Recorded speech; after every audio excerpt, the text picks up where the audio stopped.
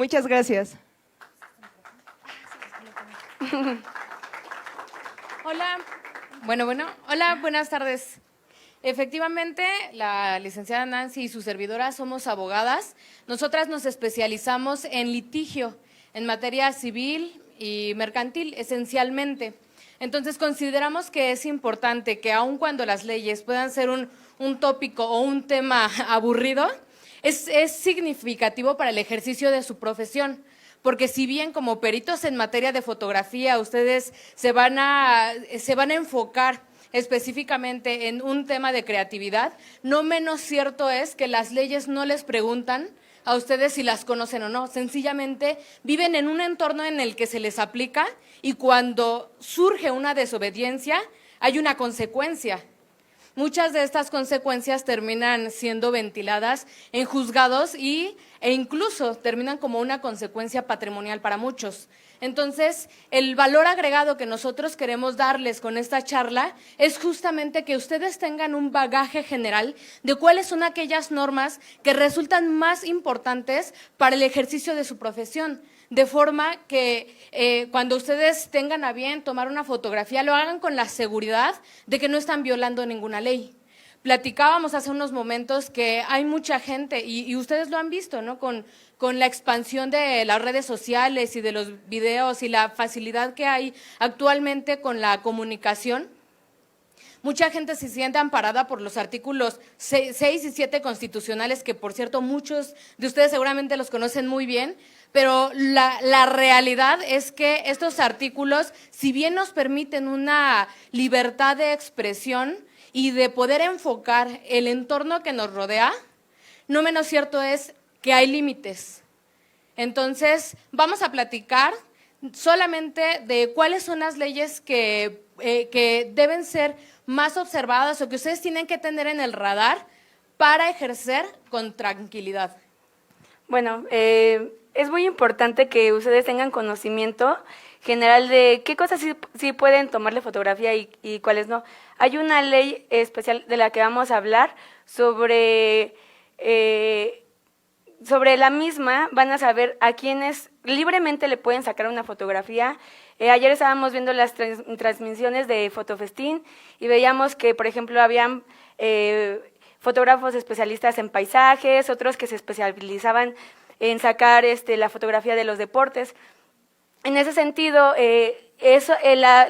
los enfoques a los que le sacan fotografías, pues no tienen ningún problema, pero si ustedes quieren a lo mejor experimentar con algunos monumentos en donde aparezcan atrás personas, la pregunta es, ¿tú tienes derecho a que el rostro, por ejemplo, si yo te tomo una fotografía a ti, tendría el derecho de pedirte a ti permiso, no? Entonces, ese tipo de cosas, mecánicamente no nos las podemos a pensar cuando nos sacamos una foto con el celular o lo que sea, ¿no?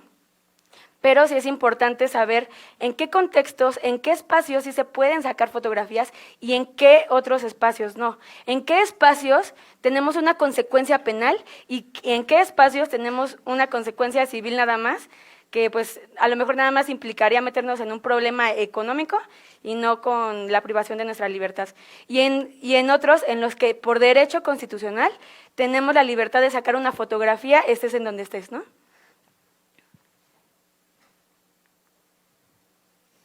Efectivamente, como señala la abogada, hay diferentes leyes que seguramente ustedes ya han estado observando y ni siquiera precisamente por su ejercicio profesional, sino a lo mejor por su vida familiar, han tenido algún compadre al que ya lo demandaron, y ahí, por ejemplo, vemos al Código Civil.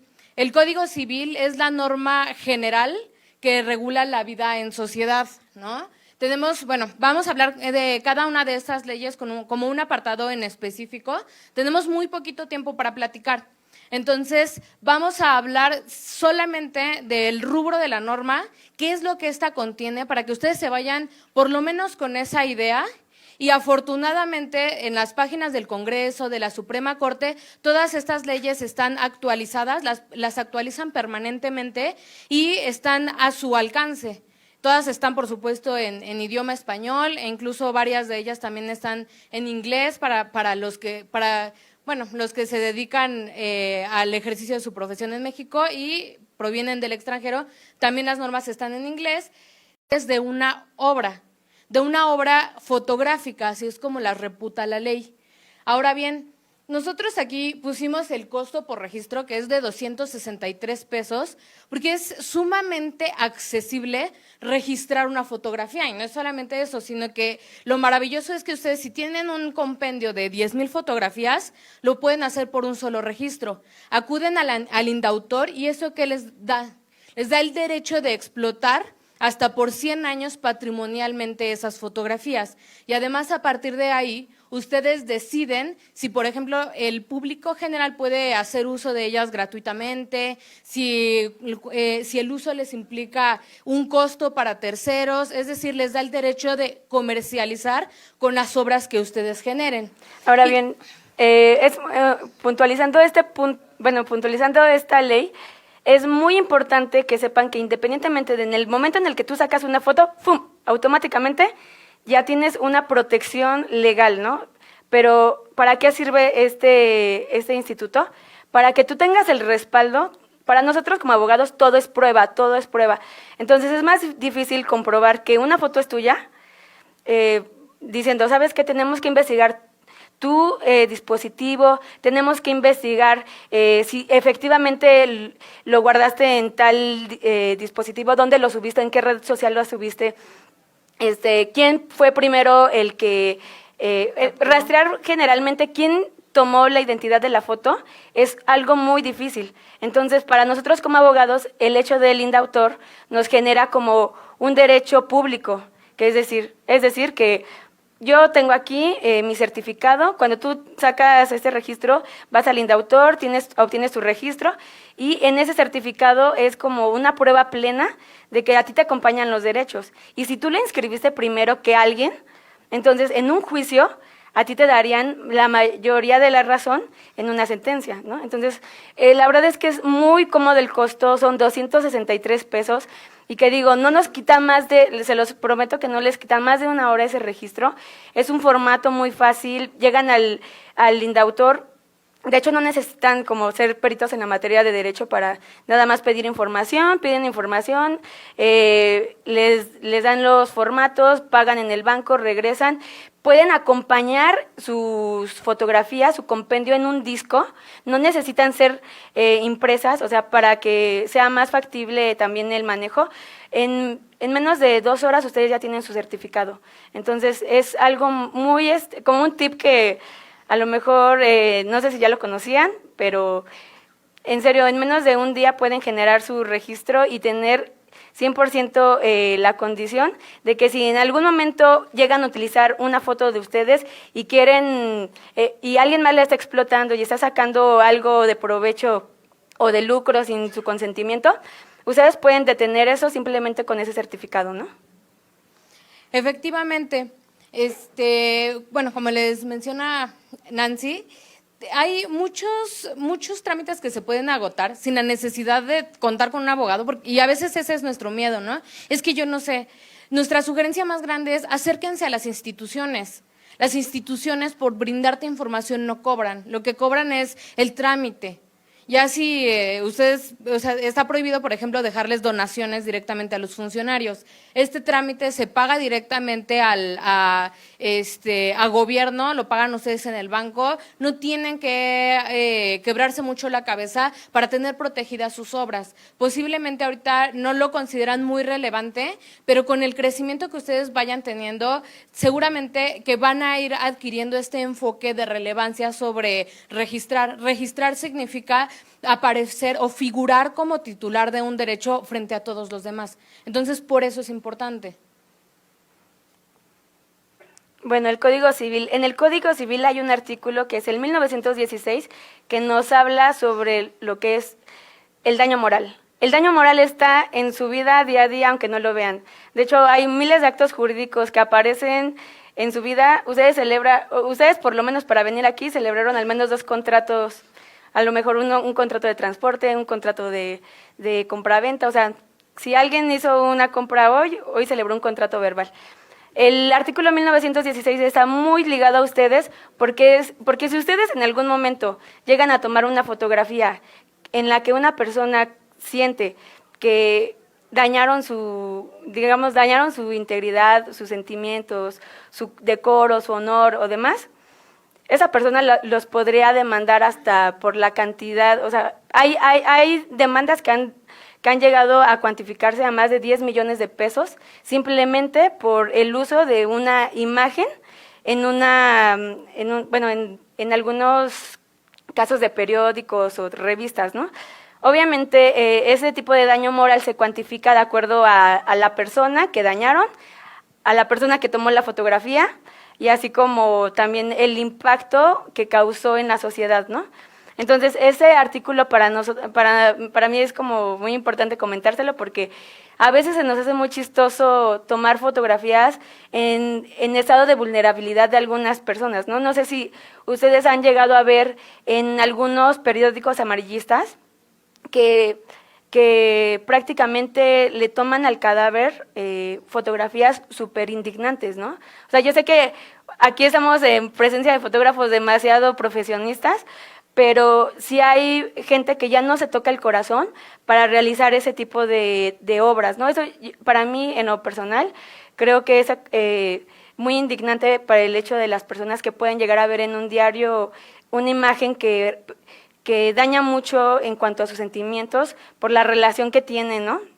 Emocional. Y bueno, también estamos ante cosas que también les importan a ustedes, como es, a ver, si ustedes se dedican al hecho de publicitar, ¿sabes qué? Yo saco fotografías en una boda y te cobro tanto, ¿no? Para nosotros, desde el momento en que ustedes suben esa promoción, se vuelve un acto que nosotros llamamos como abogados declaración unilateral de la voluntad. Esa declaración unilateral de la voluntad, ustedes las tienen que sostener y hasta Profeco, si no la cumplen, así llega a las últimas consecuencias, ¿no? No sé si han visto en los supermercados que de repente si tú ves que una coca te cuesta 10 pesos y vas a la caja y te cuesta 15, puedes llamarla Profeco y te tiene que respetar el precio, ¿no? Pues así lo mismo con ustedes. Tienen que tener mucho cuidado al promocionar sus publicaciones para el caso de las personas que se promocionan para sacar cierto material fotográfico, ¿no? Porque en el momento en el que si ustedes hoy ya no les conviene ofrecer ese precio, se pueden meter en una potencial demanda con alguien que a lo mejor sí les gustaría decir, ¿sabes qué? Sin querer puse que mi costo por todo este trabajo era de $1, ¿no? Y a lo mejor quisieron poner, no, es que el dólar, y se me desfasaron 2 puntos, o le puse un puntito antes de lo que eran los miles o los 10,000, ¿no? Sí, o un ejemplo que vemos muy común también, es que ahorita les conviene ese determinado precio, se les olvida poner la vigencia y dentro de 10 años claramente ya no les conviene. Pero ahí a lo mejor si alguien ahorita saca una captura de pantalla, después les puede hacer exigible esa situación si su empresa o compañía continúa en funciones. Entonces, el tema de la oferta, como bien mencionan, sí es relevante que cuente con todos sus elementos, que ustedes revisen dentro de este código qué es lo que debe contener. Porque efectivamente, eso en cuanto una persona llega y te dice, acepto la oferta que tú hiciste, en ese momento la ley lo considera un contrato perfecto y ambas partes están obligadas a cumplirlo. Y de ahí, bueno, el tercer tópico que también está importante dentro del Código Civil y que muchos de ustedes seguramente ya empezaron a fabricar los suyos, es el tema de los contratos. Los contratos, tienen que tener siempre en la mente que los contratos se elaboran para no usarse en juzgados. En realidad, los contratos deben estar redactados de forma que ambas partes tengan muy claras cuáles son las reglas del juego. Por ejemplo, contratos que van a ser más familiares con ustedes va a ser el contrato de prestación de servicios. Si ustedes quieren trabajar para alguien, bueno, pues un contrato de trabajo,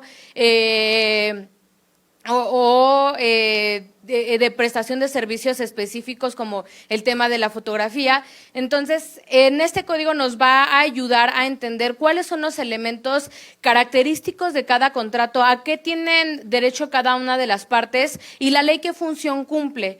Cuando las partes pactan cuestiones que están dentro del margen de la ley, por ejemplo, yo no tengo una libertad contractual ilimitada. Por ejemplo, yo no puedo contratar con una persona que va a ser mi esclava a 70 años, porque eso es un bien jurídicamente no disponible, la vida de otro ser humano. Pero cuando sí se está dentro del marco de la ley, entonces la ley permite que las partes pacten lo que se les ocurra. Y de ahí, por ejemplo, aunque les digan, es que, perdón, lo que tú me pides no existe dentro de la ley, bueno, ya será un contrato sin nombre, que nosotros los conocemos como atípicos, que no está mencionado por la ley. Pero sí es importante que establezcan cuáles son las cláusulas a las que se quieren obligar, porque cuando no las ponen, la ley las establece por ustedes. Por ejemplo, no puse cuándo me tenía que pagar. Entonces, la ley contempla, bueno, después, si no se ha especificado fecha de pago, son 30 días a partir de que le avisaste. Entonces, ojo con esos temas. Esta ley les va a ayudar muchísimo para que ustedes empiecen a observar de qué forma pueden ir pactando las relaciones contractuales que celebran con terceros. Ahora, el famoso INPI. ¿Alguien de aquí alguna vez ha registrado una marca? Alce la mano. ¿No? ¿Sí? ¿No? Ok. Bueno, una parte comercial que ustedes pueden tener muy en su mente es que Sabritas no nació de la nada, ¿no? O sea, Sabritas y, no sé, Coca-Cola y otras empresas empezaron apostándole a, voy a inscribir mi marca. A lo mejor mi idea que tengo sobre mi empresa puede que funcione o no, ¿no? Pero actualmente el registro de una marca te cuesta aproximadamente 3,000 pesos. Pero es una gran inversión porque puede ser que si tú haces un buen uso de una imagen, la llegues a poner como una marca súper importante y tenga un valor agregado muy bueno en su vida. Es decir, nosotros, por ejemplo, como despacho, empezamos haciendo todo desde la base, ¿no? Es decir, haciendo contratos, metiéndonos al SAT, al régimen, creando nuestra constitutiva, haciendo una imagen de la marca, ¿no? Es decir, muchos de los despachos que nosotros conocemos ni siquiera tienen como la delicadeza de trabajar respecto a su imagen, ¿no? A veces nada más le ponen Sánchez y Asociados, ¿no? Y letras en Arial, ¿no? Y entonces nunca lo van a registrar en el INPI, ¿no? Pero ¿por qué no tienen esa proyección? Nuestra sugerencia a ustedes es, crean mucho en su proyecto, amen, a lo mejor si tienen la idea de hacer una empresa, lo que sea, háganlo a lo grande, digo, es una pequeña inversión entre 3,000 pesos y a lo mejor 100 pesos que se gastan en lo que van a imprimir y demás, pero también, al igual que en el INDAUTOR, ustedes van al INPI, llegan, dicen buenas tardes, quiero un formato, esta es mi marca, nada más ustedes llevan su imagen, llenan sus generales, pagan en el banco como 3,000 pesos y esa marca también les duran 100 años. Perdón, 10 años. 10 años. Después tiene 10 años, pero se puede renovar. Es decir, se puede renovar. Pero, por ejemplo, hay marcas que actualmente, pues, más en los artistas, pueden repercutir en que si tú como artista fotográfico, como imagen, también quieres lucrar con ahora con esto que está de moda los influencers, ¿no? A lo mejor Yuya empezó así como con un proyecto muy pequeño y al final registró su marca y la hizo a lo grande, ¿no? Así es. También es importante en relación con el INPI, el INDAUTOR. Muchos de ustedes a lo mejor no constituyen una empresa, pero posiblemente sí tienen un nombre artístico, ¿no? Y yo dentro de la fotografía ubico a Pepe Sojo. Y es, por ejemplo, ahí sí, como figura pública es importante que se registre su nombre artístico en Indautor y en el INPI, ¿no? Entonces, para que lo tengan igual en perspectiva, que también los nombres artísticos son susceptibles de registro. Bueno, las últimas leyes que va a mencionar mi compañera ya son básicamente para que no las pierdan del radar y para que después de esto pues ya iniciemos con una sesión de preguntas muy breves en caso de que quieran tener alguna información particular. Bueno, como les comentaba, existen leyes especiales. Una de ellas es la Ley de Responsabilidad Civil para la protección del derecho a la vida privada, el honor y la propia imagen en el Distrito Federal. Esa es su ley. En verdad, la encuentran así en cualquier buscador, si no se meten a la página de diputados, y ahí la pueden encontrar. Hay muchos artículos interesantes y de manera general, esa ley les dice qué pueden hacer, a qué sí le pueden sacar fotografía y a qué no. Pero en 3 puntos muy importantes. 1, si es figura pública, llámese AMLO, llámese un artista que esté en un concierto, obviamente fotos. Cuando estás dentro de la casa de una persona, no. Es un lugar privado, no tienes derecho a sacarle una foto a una persona porque está dentro de su nicho privado. Va una persona en la calle, ok, mientras mi enfoque sea general, sí le puedo sacar una foto porque cuando tú te incluyes y vas caminando por la Alameda, está susceptible intrínsecamente a que alguien te puede tomar una fotografía, pero no tiene la intención directa hacia tu rostro, no hay problema. Pero si tú llegas y me pongo así en la Alameda y te saco una foto, eso ya es hasta acoso, ¿no? Entonces, obviamente, nada más tengan esas perspectivas lógicas y esa ley, o sea, se las dejamos como de tarea para que la tengan muy en cuenta. Bueno, el Código Penal es la descripción, es la norma que dice todo lo que no tienen que hacer, si no, pues vamos al botiquín. Como vulgarmente se dice. Otra, el tema del pago de los impuestos, que también implica temas de privación de la libertad en caso de incumplimiento. Y finalmente, la Ley Federal de Protección de Datos Personales en posesión de particulares. Echen un ojo, está muy parecida a la ley que señala Nancy en relación con el uso de la imagen de terceros. Y finalmente el Código de Comercio que regula sus relaciones, igual que el Código Civil, pero en este caso con entes de comercio como empresas. Entonces, esas son las leyes para que las tengan en el radar.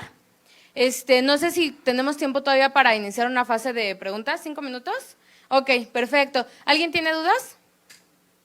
Por ejemplo, yo he visto mucho que uno a tomar fotos en el DF y te salen con que aquí está prohibido el policía, sin que te muestren algún respaldo que de veras está prohibido o algo. Simplemente sacar dinero, supongo yo. O que no puede estar tripié. ¿Qué tan cierto? ¿Cómo podemos saber si sí o si no? Ustedes, cuando se trata de edificios públicos, es un tema delicado porque a veces la autoridad no tiene un consenso. Y desafortunadamente no tenemos un criterio de la Corte que nos permita llegar a una conclusión sin lugar a dudas. ¿Cuál es el dilema aquí? Cuando se trata de un edificio público, se ha considerado que el tomar fotografías podría permitirle, a lo mejor en caso de que alguien esté planeando un atentado, que le permita tener acceso a una mejor planeación. Entonces, por eso es que se protegen los recintos oficiales. Sí, pero yo me refiero, estoy sacando apenas la cámara. No, aquí no puede tomar, en el bosque de Chapultepec. Ah, bueno, es como...